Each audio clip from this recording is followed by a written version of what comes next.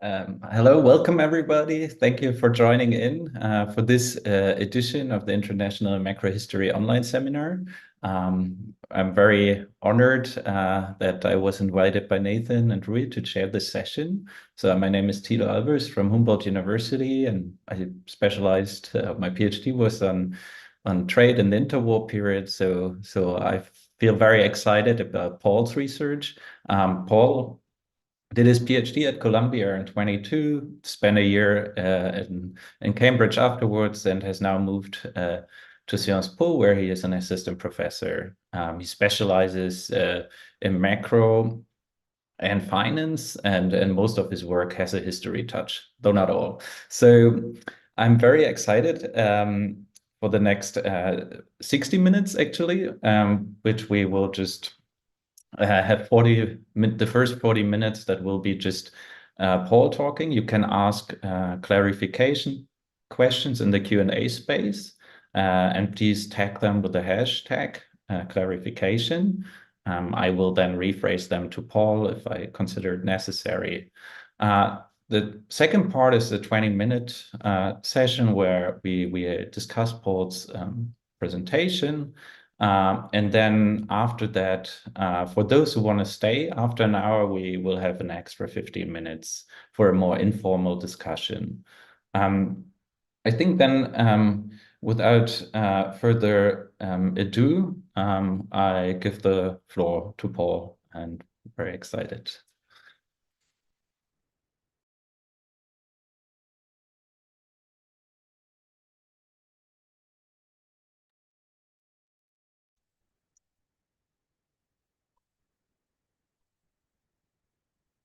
All right. Thanks to the organizers first for putting my paper on the program. Thanks to Thilo for the introduction, and thanks to Jamila for the technical part. And of course, thanks to all participants for tuning in to listen to my paper. So without further ado, let me jump into the gist of it. The question that I ask in this paper is, does currency depreciation depress foreign output? Of course, this is a classic international macro question, yet one whose answer is ambiguous. Why is that? Because on the one hand, you have the traditional expenditure switching story, which is if prices or costs are sticky in the producer's currency, if that currency depreciates on international currency markets, makes the goods of the depreciated country cheaper, hence expenditures shift towards those goods at the expense of competitors. And that effect tends to lower output in countries that do not experience depreciation. On the other hand, if the depreciation is triggered by a monetary expansion, that same monetary expansion might stimulate demand in the depreciating country. And since demand is stimulated in that country is going to demand more of everyone's goods, including of the goods of the countries that do not experience depreciation. And that effect will tend to raise output in those countries. So there's a tension there that one needs to resolve. To do that, I focus on a canonical episode, the currency devaluations of the 1930s. Now, in such a distinguished audience, I don't need to convince you that studying the past is important, but just in case a crass macroeconomist found his way into this session, here is why this episode is interesting. Well, first of all, because it is the classic example of what were thought to be and what are still sometimes thought to be competitive devaluations. Second, as you will see in a minute, it's a sequence of large events in the sense that many countries, including the biggest economies in the world, devalued by 30 to 40% against gold. And finally, it has a staggered setting that's ideal for identification. What I mean by that is on this chart. On this chart, I show you the nominal price of gold in selected currencies. So it's the price of gold, so that an increase corresponds to a devaluation. And everything is normalized to zero in 1930. So what you can see is that before 1931, everyone is on the gold standard. So there's a period of absolute stability or almost absolute stability of the nominal price of gold, hence of the exchange rate with respect to other countries that are on the gold standard. Then in 1931, Britain leaves the gold standard, which leads to a depreciation of its currency by 30 to 40% against gold. That's the bright red line on this chart. And importantly, Britain is followed into devaluation by a number of countries, like Scandinavian countries or Canada. And those are the other lines that go up in 1931. On the other hand, number of countries led by France stay on the gold standard until 1935 or 1936. So France is the blue line here, and you have Belgium until 1935.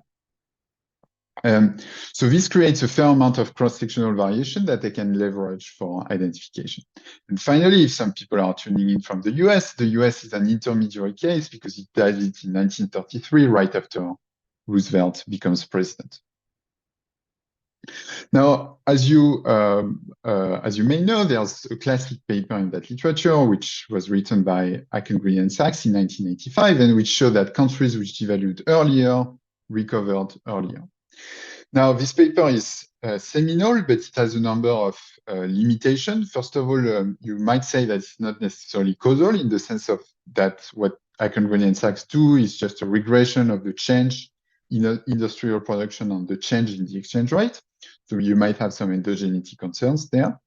Second, it's only relative evidence, which doesn't speak to the absolute effect. What I mean by that is that these regressions have time-fixed effects.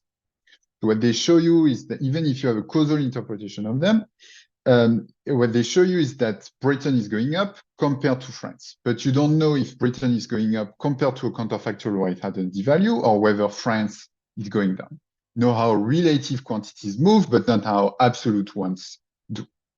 And finally, and Ackengren and Sachs emphasize that, it doesn't even have to, this result doesn't even have to be about trade because devaluation is also monetary expansion. So it might be that what they're picking up is that demand is stimulated in Britain, and so Britain is doing better compared to France, and that's why there's a positive correlation between the change in industrial production and the change in the exchange rate. So one way to see my paper is that I'm going to try and address all three of these shortcomings.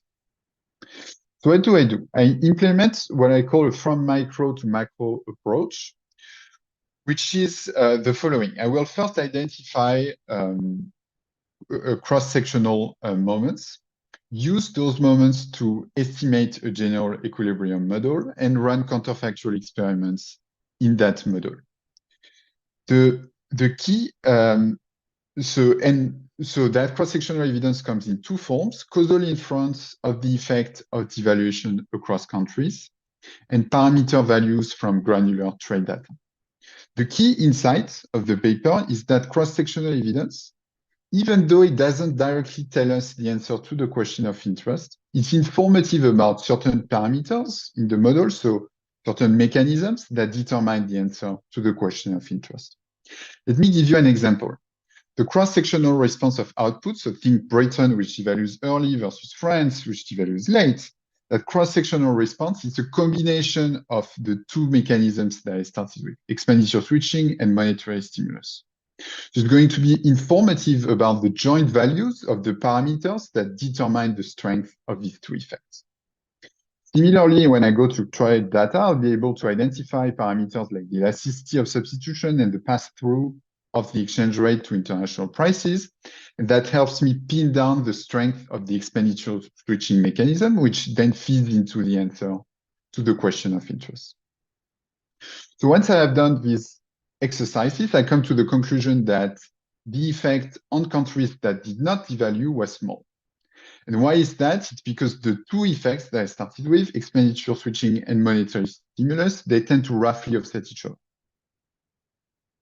So put another way, so if I put this result another way, if Britain goes up compared to France, it's mostly because Britain is going up, not because France is going down. Of course, there's a very large literature on the Great Depression that you probably know that you probably know most of it. Let me point out recent paper by Joshua Osman on the effect of the US devaluation on US farmers, or this paper by Candia and Pedemonte, which tackles the same question, albeit very differently. All right, so if there are no questions, I'll first get to the cross-country evidence. So I've alluded to the fact that this episode has a difference in difference feel to it, right? Some countries devalue early, some don't. So as a first pass, we can compare the two. So the treated group is going to be countries that devalued in 1931, and the control group is countries that had not devalued by 1935. And I'm going to compare those two groups between 1928 and 1935, so 3 years before to 3 years after the devaluation. But here is the specification. On the left-hand side, you have the change in the log change in the variable of interest. So think industrial production, prices, and so on. Regressed on the log change in the exchange rate. Let me come back to that. The time fixed effect and an error term. So since there is a time fixed effect, you can always interpret those regressions are always cross-sectional. So you should always think of those as showing an effect in countries, or showing a response in countries that devalue relative to countries that don't. And I'm going to instrument the log change in the exchange rate with a devaluation dummy, so that you can really interpret beta t here as the relative behavior of devaluing countries scaled by the extent of the devaluation. This log change in the exchange rate here is just there as a matter of scaling, so that you can interpret beta t as an elasticity with respect to the exchange rate, but the identification only comes from whether you devalue or not. All right, so here is the main picture from this exercise. Let me excuse me. Yes, let me start with the most important picture first. So what you have here is the relative response of industrial production in countries that devalue in 1931 versus countries that haven't devalued by 1935. And so you have the coefficients from 1928 to 1935, and the dashed red line is the devaluation, the 1931, the devaluation, so the treatment, if you want to put it in applied micro language. And so you can see that following the devaluation, industrial production goes up, and the coefficient, the size of the coefficient is important, because a coefficient of 0.5 means that for 30% devaluation, which is roughly what Britain did, you increase industrial production by 0.5 times 30%, so by 15%, 15% relative to countries that haven't devalued. So it's a sizable effect. Now, nominal quantities go up, so you can see that with prices, wages, export and import price indices. Real wages go down, and that's because wages don't go up, nominal wages don't go up as fast as prices, so real wages go down. Finally, let me point out two things which are perhaps a bit surprising. On the monetary front, the action doesn't come so much from the nominal rate as from the real interest rates. So what's going on? There's not much relative change in nominal interest rates. On the other hand, there is inflation. So the real rate, which is nominal minus inflation, goes down because inflation goes up in countries that devalue relative to countries that don't. And finally, perhaps a bit surprising, the response of real imports. Real imports go up. So they're stable at first, and then they even go up in countries that devalue. Now, why is that surprising? Well, if you have in mind the Beggar than Neighbour story, so the expenditure switching story, one component of that story is you make yourself more competitive. You're going to switch, so you make yourself more competitive, so your domestic goods become cheaper, so your consumers are going to shift away from foreign goods towards domestic goods. So that story would tend to predict that you import less, not more, which, and so as you can see, that's not the case. So this suggests either that the substitution mechanism is small, or that you have a strong response of domestic demand, because if your domestic demand responds strongly, then you're going to want to import more for given relative prices. That could be what explains this response. And in the structural estimation, I'll find that it's a combination of the two. Low substitution and strong response of domestic demand. All right, so now, of course, one objection you might have is that devaluation is an eminently, right, potentially, but it's an understatement, it's an eminently endogenous decision. So one thing that might reassure you on this front, at least yeah, as the first pass is reassuring, is that none of these variables exhibits a pre-existing trend. So it means that at least you don't devalue because you've been hit worse by the Great Depression. Still, it could be that you devalue because there's a shock that is contemporaneous with the devaluation and that would affect future output, so that you face this shock, so you devalue to avoid the negative consequences or to lessen the negative consequences of this shock.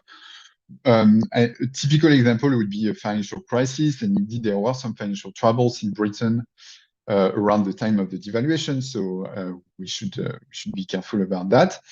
Now, still, the most obvious source of bias in that case would go against the results, right? In the sense that the devaluation is presumably a sign of weakness, not of strength, but still I'm going to take that seriously and develop another identification strategy that is based on high frequency data.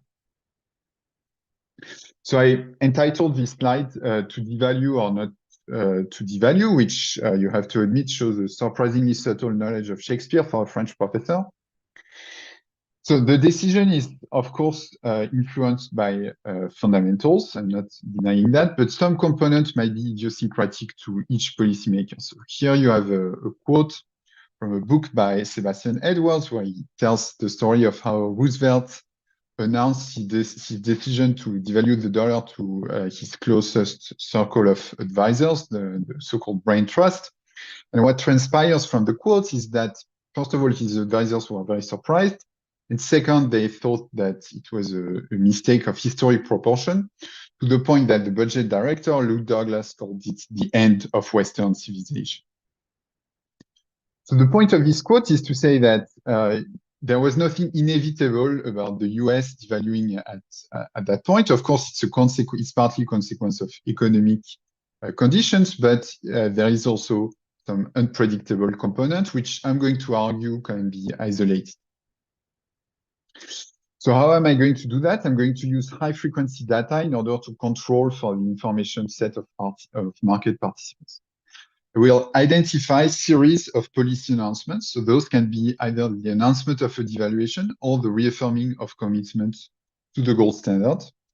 And then use the change in the forward exchange rate around the announcement as a shock. So the idea being that the forward exchange rate is a forward-looking variable. So if there's an obvious reason to devalue before the announcement, it should be priced in the forward. By taking the daily change in the forward rate on the day of these announcements, I'm going to be able to isolate the causal effect of the announcement.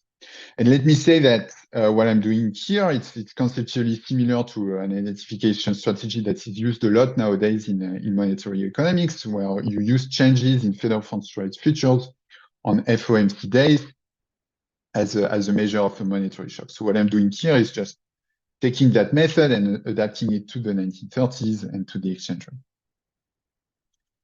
So in details, how do I do that? The hardest part is to construct the shock and in particular to get the dates. So to do that, I go to a database of press articles, ProQuest historical newspapers, and I systematically search for dates where devaluation is mentioned the most.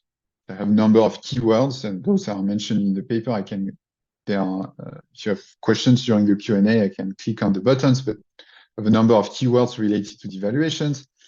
I find dates where devaluation is mentioned the most, and I retain dates. So I find those dates, then I read the press to know what's actually going on, and I retain dates which correspond to actual policy announcements. And then the shock is just the change in the forward exchange rate around those announcements. Let me give you an example with France. So France again is an interesting case because it stuck to the gold standard until the end, until 1936. So there was a period where most people thought this wasn't optimal anymore, but still the government was very committed to the gold standard, so they stuck to it. So you have a number of false alarms. So either false alarms or reassurance. So the first, so what you have here is the dates, and here the number of articles that have the keywords that I'm looking for. And so there's a first batch of dates, which corresponds to the fall of Pierre-Étienne Flandin's cabinet. So Pierre-Étienne Flandin was a right-wing, moderate right politician. He was on the right of the political spectrum, but seen as a soft money type. And so it was expected that he would take France off the gold standard. And actually, at some point, his cabinet falls and is replaced by a hard money government, which is headed by Pierre Laval, who will later become infamous during World War II for his collaboration with Nazi Germany. But at that point, he's just a hard money type. And so this is seen by financial market as a reaffirming of commitment to the gold standard because you replace the soft money government by the hard money one. And so the forward exchange rate appreciates by 5% on that day. So from the point of view of forward exchange rate markets, this is a very contractionary shock. The second date that is picked up by my algorithm is a devaluation speech by Léon Blum. So Léon Blum is a left-wing politician, so it's expected, and he wins the election in the legislative election in early May 1936. So it's expected that the government is going to take France off the gold standard.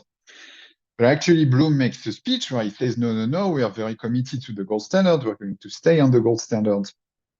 And then the forward exchange rate market, again, the forward exchange rate appreciates by 1% on that day. So it's again seen as a reaffirming of commitment to the gold standard. Then the third set of dates that's picked up by my algorithm is a bunch of strikes. So following the arrival of this left-wing coalition, you have a vast movement of strikes in the country, and this leads to speculation that the government is going to take France off the gold standards because the monetary regime seems harder to sustain if people are not working.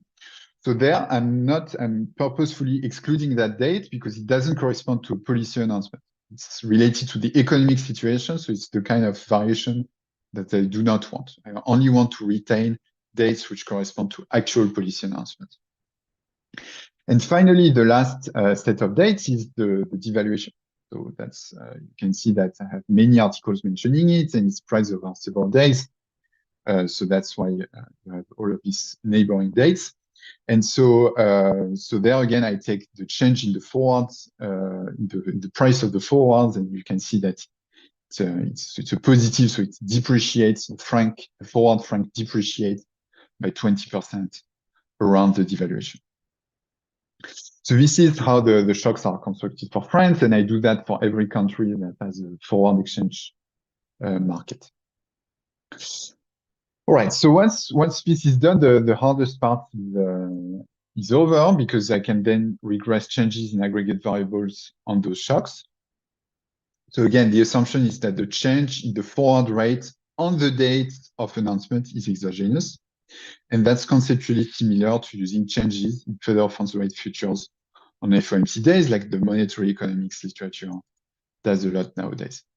And notice that in this context, valid variation can come either from a surprise devaluation that happens, like the US in 1933. I've shown you the quotes. Most people, including Roosevelt's closest advisors, didn't expect him to take the US off the gold standard, or an expected devaluation that did not happen. And I also showed you an example of France in 1935. It's expected that the government is going to take France off the gold standard, and actually the government falls, and so that's an expected devaluation that did not happen.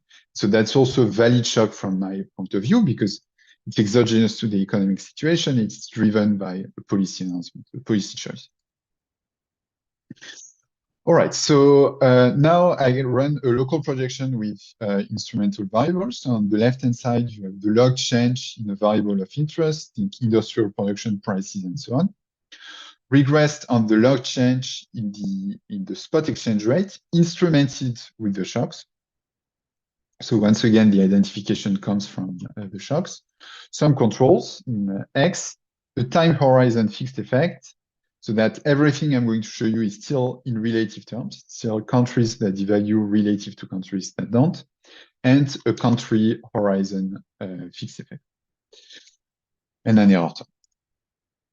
And so the results from that more involved exercise confirm the results from the first more naive exercise. So the first impulse response function that you have here is industrial production. You can see that it goes up following the devaluation.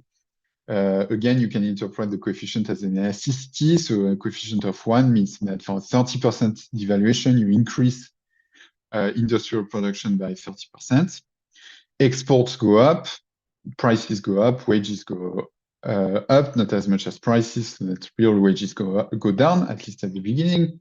Nominal interest rate doesn't change, but the real interest rate goes down because prices are going up in countries that devalue. And finally, so that's like before. And finally, again, notice that imports are going up, not down. So this is again suggestive of a strong response of domestic demand or low substitution between imports and foreign goods.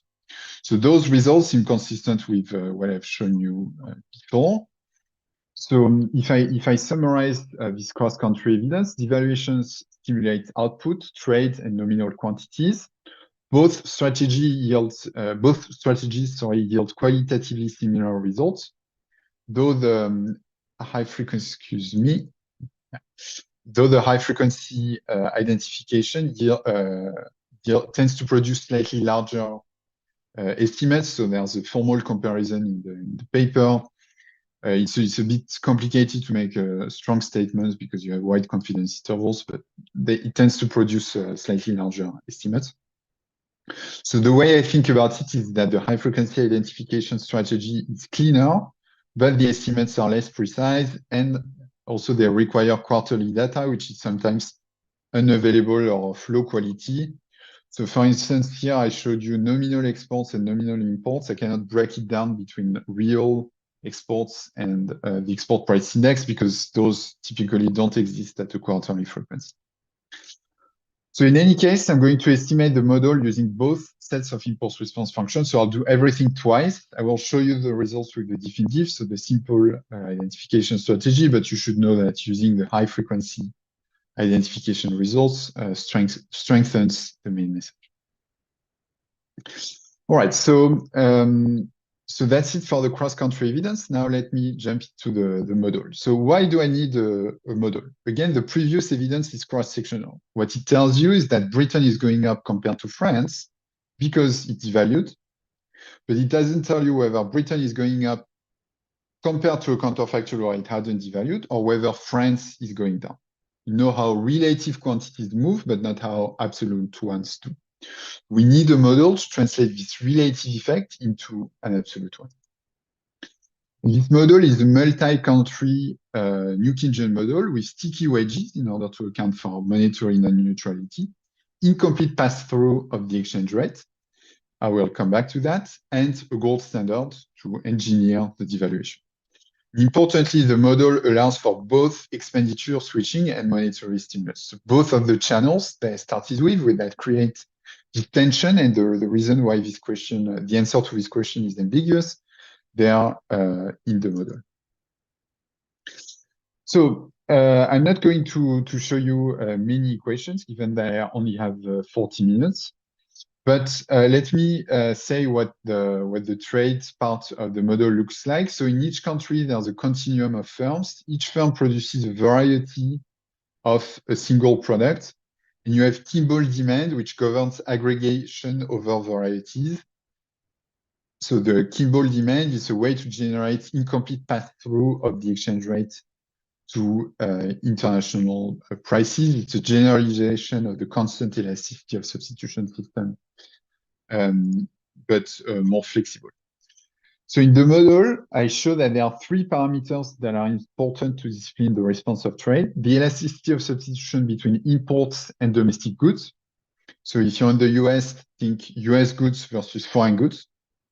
The elasticity of substitution among imports. So if you're in the US, think the elasticity of substitution between British and French goods. And the pass-through of the exchange rate to international prices. So when the exchange rate depreciates, when the pound depreciates by 1%, how much does the dollar price of British products go down? And since those parameters are important, I'm going to turn to US imports data to estimate the last two. The first one I will estimate later out of macro data. So let's see how I do that. So in the model, I can write the demand function for product R from country K in the following way. So you have that the change in quantity imported. So this is imports of product R in country J from country K. So this is the change in imports is a function of the change in the price of product R from country K in country J, times the elasticity, theta, and that's what I'm trying to estimate, plus some terms that do not depend on K. So they do not depend on which country the good comes from. So I'm going to be able to soak up those terms with a product time fixed effect, and some demand shocks. Those are the linearized versions of the demand shocks. So the empirical equivalent of that theoretical relationship is the following. The change in imports of product R from country K is a function of the change in the price, like before. And that term, again, I soak up with a product time fixed effect and an error term, which absorbs the dimension. Now, of course, I cannot estimate that by OLS, right? Because that entails simultaneity bias. If there's one thing we know in econometrics, is that regressing quantity on price is a bad idea. But in my context, there's a readily available instrument, which is the exchange rate. We're going to instrument prices with the exchange rate. You can see from this structural equation that that's going to work as long as the valuation is exogenous to those dimensions. I can put it this way, provided the valuation is exogenous to within product relative US demand shocks, instrumenting prices with the exchange rate identifies the within product elasticity of substitution among foreign varieties, theta. Now, let me give you an example where that works and an example where that doesn't. If Britain devalues because it's exporting a lot of steel to the US and the US demand for steel collapses because we're in the middle of the Great Depression, that's fine because I have product time fixed effect. So those control for product specific trends. On the other hand, if Britain devalues because the US is suddenly importing less steel from Britain than from France, then that's an issue because it's a case of correlation with within product relative dimensions. So to defend that assumption, I'm going to show you the pre-trend like I've done before. This is the data from the Foreign Commerce and Navigation of the United States. There's another contemporaneous paper that digitized this data, but we are the first ones to have digitized it. So it contains information on US imports at the product country year level, and it's fairly detailed. As you can see, you have about 1,000 product categories. This is the result. So let me focus on the estimate for the elasticity. So you have reduced form, first stage, and elasticity. So let me focus on the elasticity. So I find an elasticity of 2. So it means that for a 1% decline in the relative price, quantity demanded goes up by 2%. It can go up to 3 or even 4 in some specification. So it's on the low side, but comparable to what you can get in modern data. This is the placebo exercise. So to show you the pre-trend, so what I'm doing here is I regress the past change on in quantity or price on the future change in the exchange rate to check whether there's a pre-trend, and you can see that everything is flat. So it looks good for the identification strategy. All right, so that's the elasticity. So again, number between 2 and 4. So for 1% decline in the relative price, quantity demanded goes up by 2 to 4%. So you're going to have substantial expenditure switching for a given change in the relative price. So now let's see how the relative price changes. So I'm going to estimate the pass-through. So the literature on pass-through usually adds a proxy for marginal cost. So they are going to run, and I'm going to follow it. So they're going to run that kind of regression. You take the change in the price. In my case, it's going to be the dollar price of product R from country K, regressed on the change in the exchange rate, and some control for marginal cost, which in my case is going to be the wholesale price index. It's not perfect, but it's never perfect in that literature, and some product time fixed effect. So if I find a coefficient of between 0.4 and 0.5, so it means that for 1% depreciation of the pound, the relative price of British products goes down by 0.4%. So it's a low pass-through. The theoretical benchmark would be a coefficient of -1. So if you have a constant elasticity of substitution system, you're going to get a coefficient of -1. So it's on the low side. It's a low pass-through, so it's going to tend to dampen the expenditure switching channel. All right, so let me now go to let's close the loop and go back to the model. So let me summarize the argument before I do that. I first shown you some cross-country evidence where I showed that devaluation was stimulative. Then I said, okay, the cross-country evidence is not enough because it's a relative statement, Britain versus France, but it doesn't tell us whether Britain is going up compared to a counterfactual where it hadn't devalued, or whether France is going down. So I need a model to translate that relative statement into an absolute statement. So I've shown you a model, or I've sketched a model at least, and then I said, well, in the model, I need some parameters to discipline the response of trade. So let's go back to the data and estimate those parameters in trade data. Shown you that. And now I go back to the model, and I'm going to use all of the empirical moments, so both from the cross-country exercise and the trade evidence, to estimate the model and run counterfactual experiments with that estimating model. So I'm going to match a number of parameters. So I've already explained how I estimate those trade parameters, but let me just give you a flavor of how I estimate other parameters with the Calvo wedge parameter. So the Calvo wedge parameter, it determines how sticky wages are. I'm going to estimate that thanks to the relative response of nominal wages. Intuitively, if I see nominal wages responding very fast to the devaluation, it tells me that wages are flexible.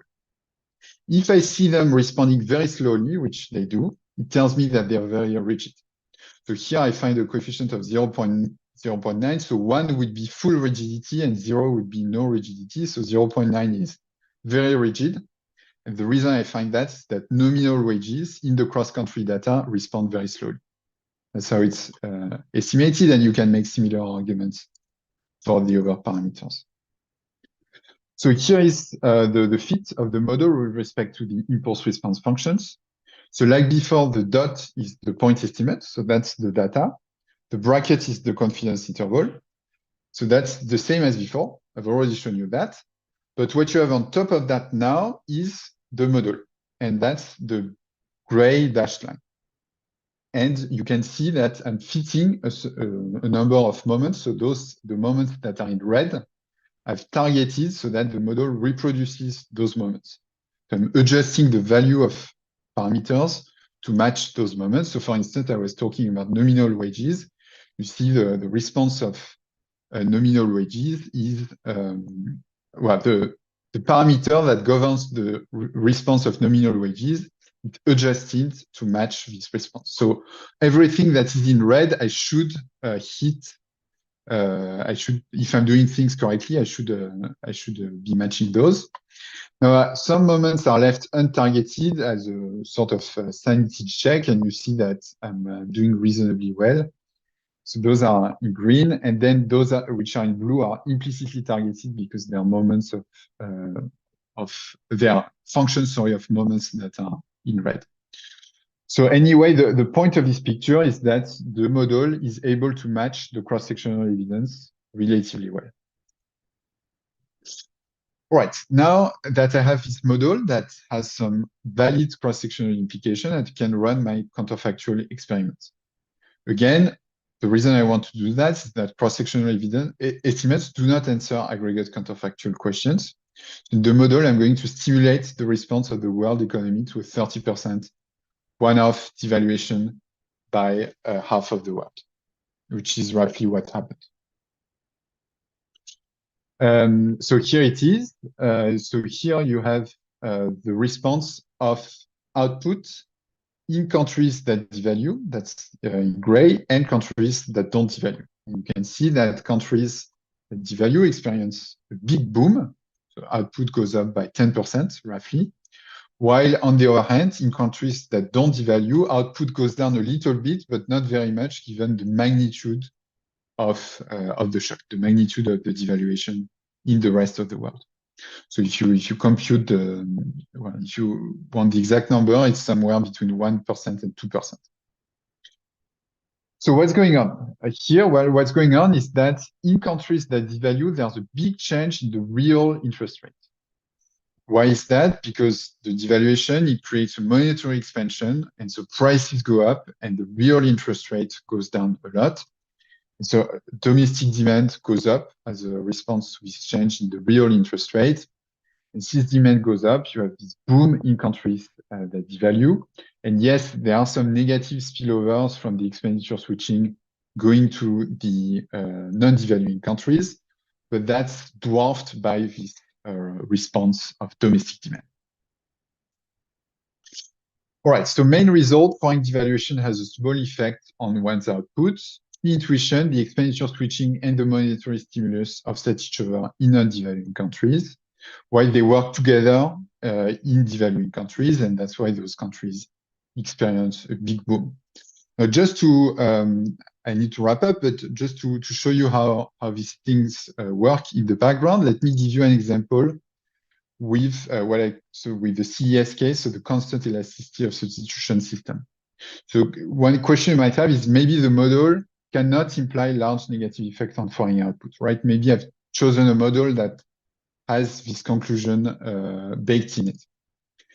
So it's not the case because, let me show you. The one ingredient is the low pass-through of the exchange rate.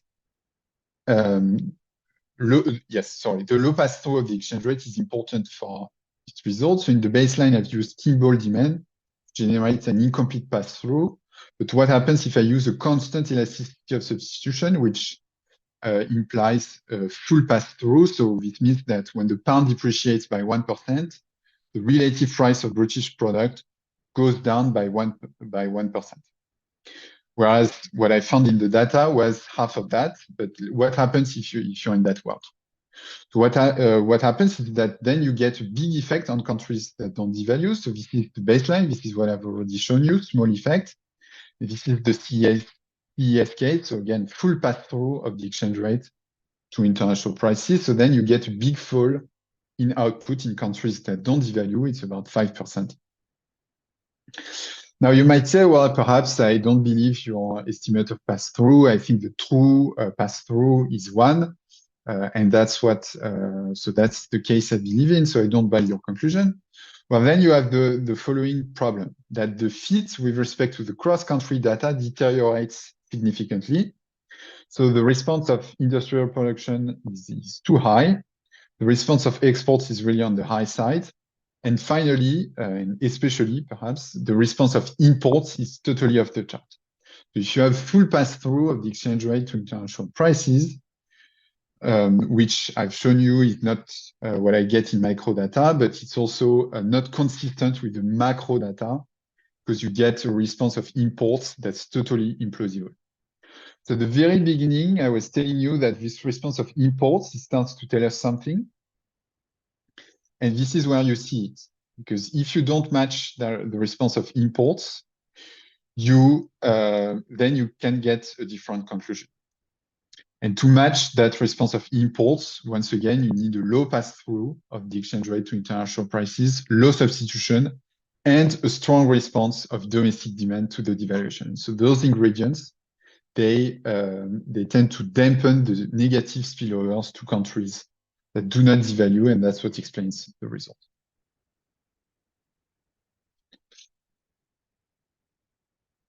All right, let me wrap up. I've identified key moments from aggregated and disaggregated data. Used these to estimate an international new Keynesian model with incomplete pass-through of the exchange rate to international prices. The takeaway is that devaluing countries' recovery was not about Beggar thy neighbor, but about monetary stimulus. Put another way, if Britain went up compared to France, it's mostly because Britain went up, not because France went down.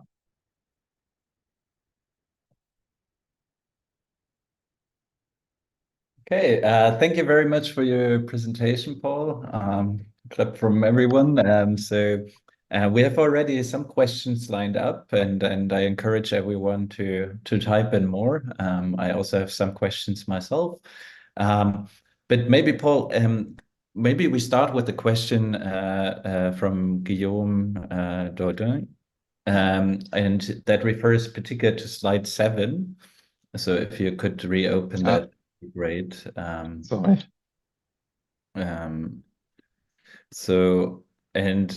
Guillaume asked how it comes that the effect of the devaluation on the exchange rate is not 1, except in 1932. Yeah. So excellent question. Can you see the slides?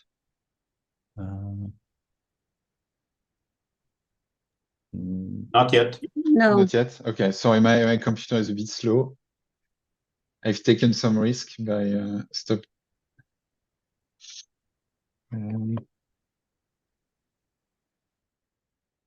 So I can start answering the. Yes, you must be able to see now. Yeah. Yeah. So let me go back to the specification. So this is by construction. Because on the right-hand side, I've put the exchange rate, the change in the exchange rate between 30 and 32. So this means that when I show you the response of the exchange rate, in 1932, I'm regressing the change in the exchange rate between 1930 and 1932 on itself. So by construction, this is going to be equal to 1. And that's what, oh gosh, this is really slow, sorry.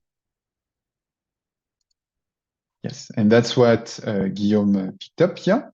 That's why the coefficient is 1 here. But for the over years, I'm regressing the change in the exchange rate between 30 and 33, 30 and 34, 30 and 35, relative to the change between 30 and 32. So what this picks up here is that the exchange rate keeps depreciating. It's not a one-off devaluation. So if you look under the hood, this is mostly because when the US went off the gold standard, the pound depreciated a bit more, while of course countries which were on the gold standard didn't depreciate. So in 1933, you have another bout of depreciation by Britain and company. So that's why the exchange rate keeps depreciating. Okay, excellent. So I will use my privilege as a chair to ask you a question also directly on this picture, right? So much of the Eichengreen and Sachs argument, or like the possibility in the theoretical paper to the 85 paper, is about like how you can have Beggar thy neighbor effects that also operate through net exports, right? So I was a bit surprised, like when I look at the of your discussion, if you look at the real exports and the real imports, you see stark differences, right? So this basic, I mean, two log points or 1.5 log points, let's say, that's around a factor of 4, I would say. If I'm correct, I not completely, but it should be around a factor of 4, and it's much smaller for imports. So how would you interpret that in terms of the more traditional argument why these policies might have been better than Neighbour? Yeah, right. So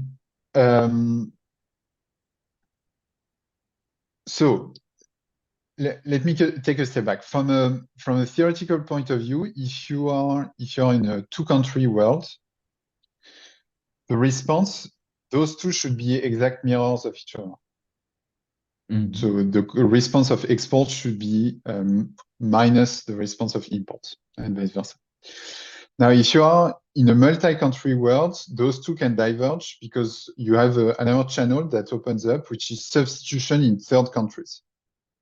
So when Britain devalues, sorry, it makes itself more competitive at home and in France, right? So it's going to import less and make France import more, everything else constant.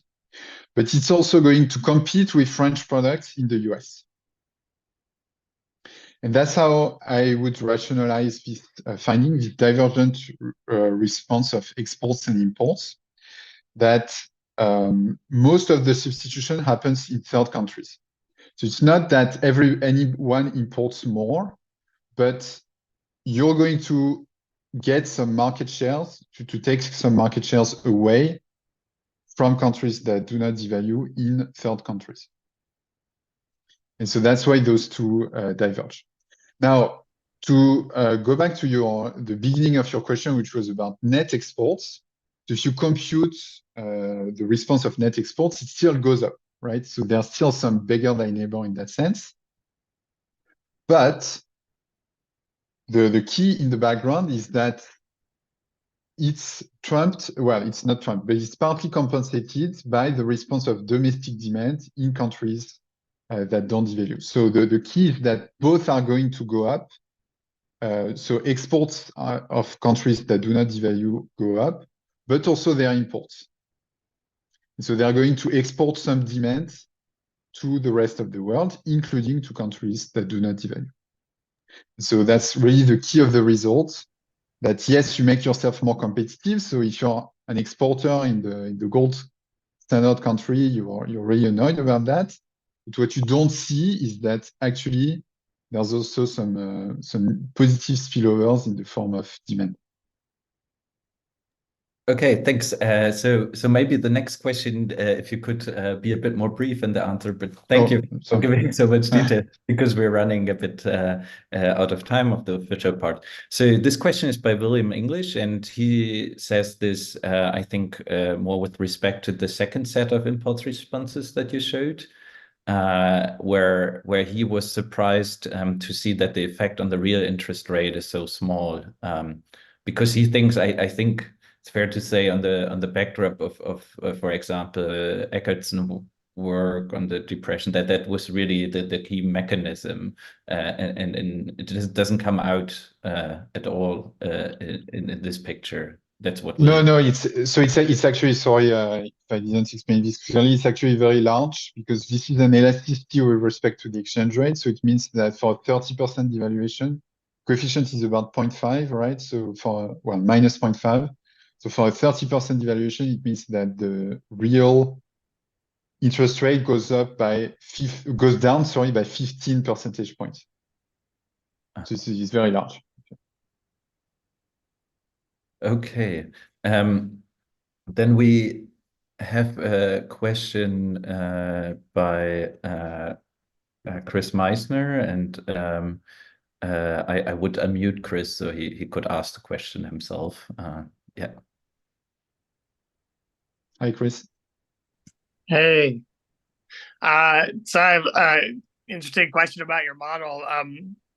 Did you study the counterfactual where, say, Britain or US or some trade partner does not devalue and see where output goes in a place like France? I mean, you've kind of answered one question like, did the devaluation hurt France? But there's a counterfactual world where they don't devalue, and maybe they're better off.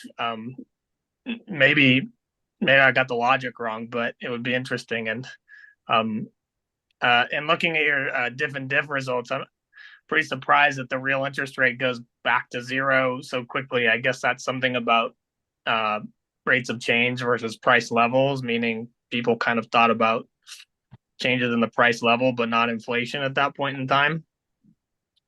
Anyways, thanks for the talk. It's great. Yeah, so to answer your question, so just to clarify, the counterfactual is always relative to a case where Britain doesn't devalue, right? What would have happened to France? So you can think of this picture as in deviation. As in deviation from what would have happened. Yeah, as in deviation from what would have happened if Britain hadn't devalued. So French output would have been 1 or 2% higher. Now, the second part of your question was about the real interest rate. Yeah, it's true that it reverts back a bit quickly. So to be fair, that's slightly sensitive to whether I use the wholesale price index or the consumer price index, which goes up more slowly. Yeah, it's true. It's a bit it adjusts fairly quickly because the price levels tends to stabilize fairly quickly after devaluation. Okay, thank you for answering that question. So I would encourage participants to ask more questions. I have one question left on my book here, and so this is more about the motivation of this paper, right? So you're motivated with the with currency wars, etc., zero-sum games, and that usually the countries that do not devalue criticize the countries that devalue, right? So my question is basically, so in the intro you say like, oh, they don't have any reason really, there are no Beggar thy neighbor effects. But if I interpret your theory output correctly, there's like a -1 or -1.5 decrease in production over many quarters. So this is really non-zero, and furthermore, they don't get anything in return, right? So this is a net effect on output. So in that sense, where do you stand on that? Would you say these effects exist? I mean, I think that's also the fundamental question that Eichengreen and Sachs asked in their theory paper, right? Whether these positive inflationary effects for the world economy outweigh basically these negative. Your model tells us no, they don't, right? So my short answer is they're small. I think so. Yeah, in the context of the Great Depression, -1% is a rounding error. So, and of course, you have some uncertainty, some estimation uncertainty, and some model uncertainty, obviously. So, I think the conclusion should be that this is small, and those countries would have been better off just devaluing as well, because then everybody would have gotten the benefits instead of whining about expenditure switching. Okay, great. Then Rui has a question. I actually have three. So I'll just ask one before Thilo stops the seminar officially, and then I'll ask the other two afterwards. I know you mentioned this in the paper, right? But there's another Eichengreen co-authored article with Gerwin. Yes. Right? So the choice of devaluation was not independent of everything else, right? So the alternative would be reduce tariffs, something they don't do in the paper, capital controls, right? So I don't know how to think about this, right? So you theoretically found the model, new Keynesian open economy model with multiple economies. That's fantastic, but there's no tariff policy there. There's no other ways you can introduce grains in the center of the exchange rate market. So what would you say about that?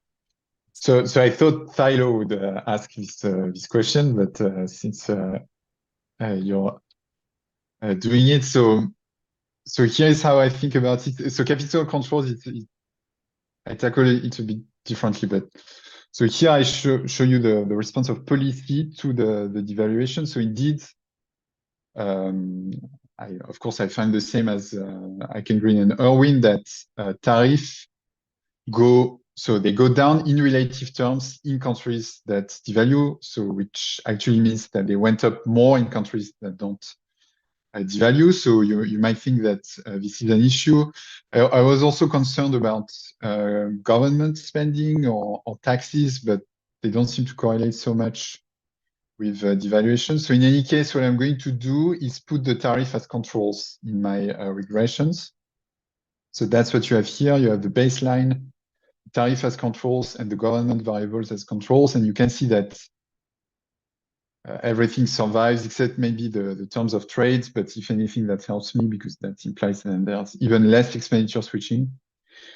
So that's how I think about it, that even if after you control for tariff, you find the same impulse response function. So yes, tariff are not modeled so I don't model them, but empirically, they don't seem to matter to this specific impulse response function. For the capital controls, so I don't take that into account here, but the second exercise, which relies on forward exchange rate market, what happens is that as soon as they implement capital controls in Germany and Austria, in Germany at least, the forward exchange rate market shuts down. So Germany is dropped out of the sample. So de facto, you only have countries that have an open capital account in that exercise. Okay, thank you very much. I want to take the opportunity to thank you again, Paul. So this ends the official part, but not before I announce the next seminar, which will take place in 2 weeks with a paper by Joan Roses, Alexandra Cermeño, and Alex Klein, titled "The Long Run Unintended Consequences of the Arsenal of Democracy." So we would be happy if you tune in again.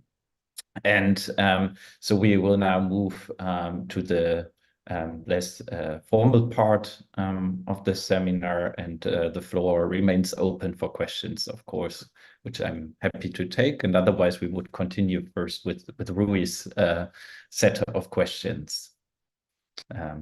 Rui, maybe start.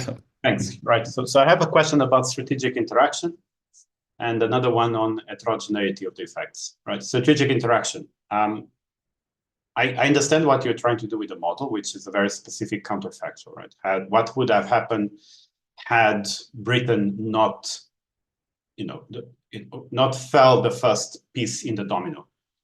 Because once they open it up, everyone just fall at their own time. Okay, but there's no way of modeling it's not only Beggar by Neighbour, right? It's also react to what your neighbor did, right? So, and there's a lot of, which is good for you, for the first part of your exercise, you have some kind of staggered treatment there, right? But wouldn't this affect the idea of the counterfactual? Could we really imagine a situation where no country would react to a British devaluation? Is that really the proper counterfactual to think? So that's the first, essentially, the way around this would be to some kind of estimate some kind of reaction functions, right? As other people have done for central banks and so on.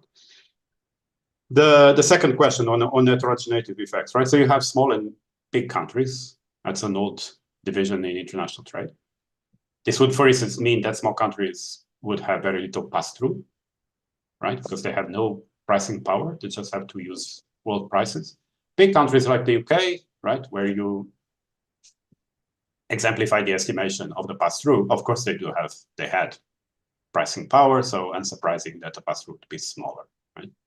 So maybe there would be, I don't know if it would be interesting of, estimating a model with big and small countries into it, right? Because what looks like a very small rounding effect, as you were just commenting on Thilo, might actually be bigger for one of those category of nations.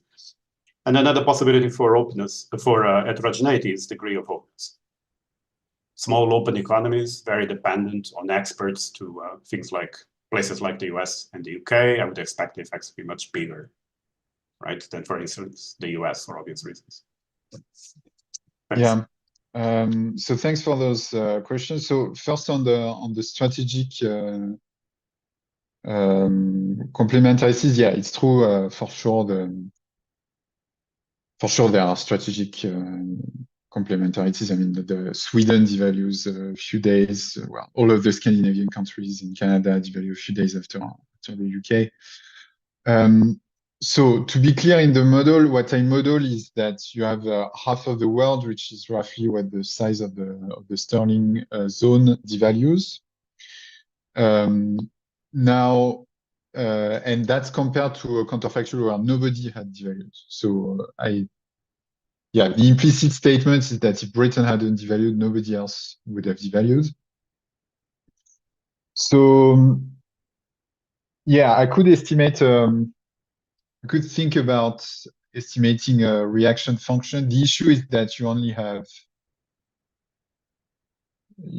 observe one event, right? So it's hard to know if the reaction function was probabilistic, or if as soon as Britain devalues, Sweden devalues with probability 1, and so on. But yeah, it's not modeled. I'm not really speaking to that. You wanted to respond? No, it's just the staggered nature of treatment, right? It is indeed the case. A bunch of countries followed the UK immediately, but as you showed, right, the devaluation continued. I mean, the big shock was initial. It's always initial, but then it carries on, right? And the question, in the case of the Scandinavians, there's nothing there, right? So they just followed sterling, right? So they're exactly parallel lines, right? For the other ones, I don't think so, but I don't know if you have enough variation, of course. Yeah. Now for the pass-through, yeah, it's definitely something I could try. I probably experimented with dropping Britain at some point to see if they have a different degree of pass-through. So the way I model it, which of course doesn't mean that it's reality, but what matters to the pass-through is so it doesn't matter. Your size doesn't matter to the pass-through given the way I model it, because the firm is atomistic. So the country might be big, but then the firm itself is atomistic, and the firm only cares about its own output, not about the output of other firms in the country. But yeah, I could definitely do something empirically about that. The same goes for openness. Yeah, so this is all. At the moment, so there's already a lot of things going on in the paper, so I'm sitting a bit on the side of heterogeneity. But if the referees push me in that direction, I might do it. We all have our own personal obsessions. Yeah.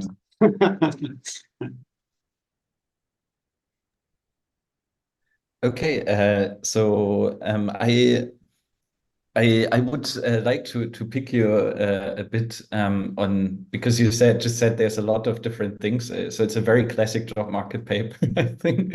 In the sense, I don't know if it was your main job market paper, but there's a lot of different techniques. So that is a good read for someone who will go on the job market in the future. So I can just encourage you to read Paul's paper. There's a lot of cool stuff in there.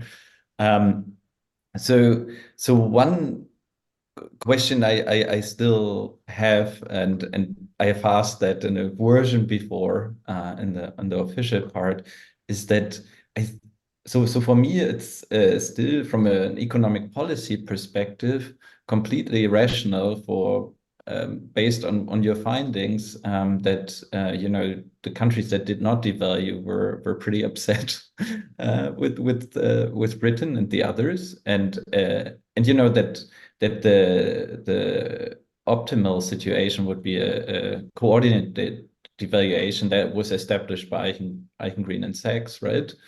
Also they also have this theoretical economic letters papers that I think.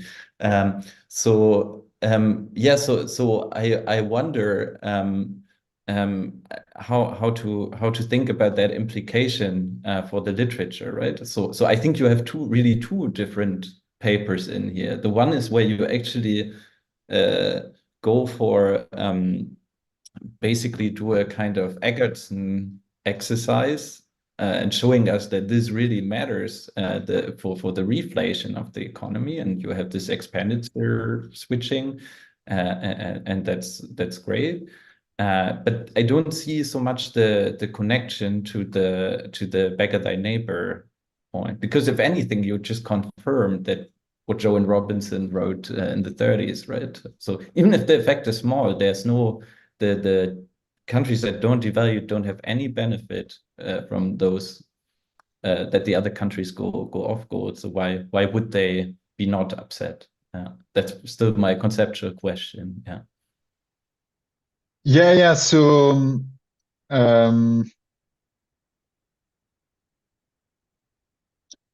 yeah. So let me put it this way.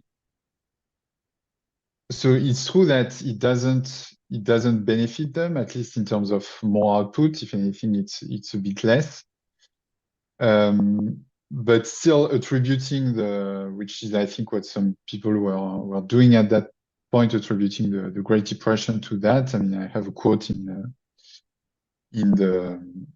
the paper of somebody during a congressional hearing who called it an evil that has befallen our national interest. I think that's overblown, and that's what the paper is about. The paper is really about saying that the international spillovers are small, not because they're small per se, but because you have two medium-sized forces which tend to offset each other. That's really how I think about the paper.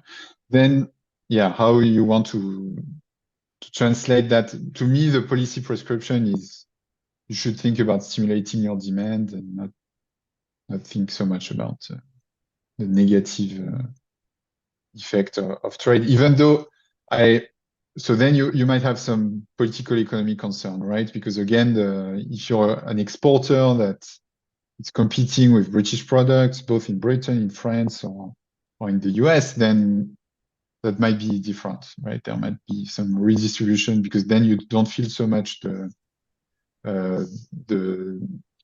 demand boost, but you only feel the substitution. So then you're concerned about that, of course. Thank you. I may come back to another idea. It's right. Trading blocks, right? Not everyone traded with everyone else for all sorts of reasons, right? So we would want a measure of effective exchange rates. Your model just assumes that there's no effective barriers other than what the model assumes, right?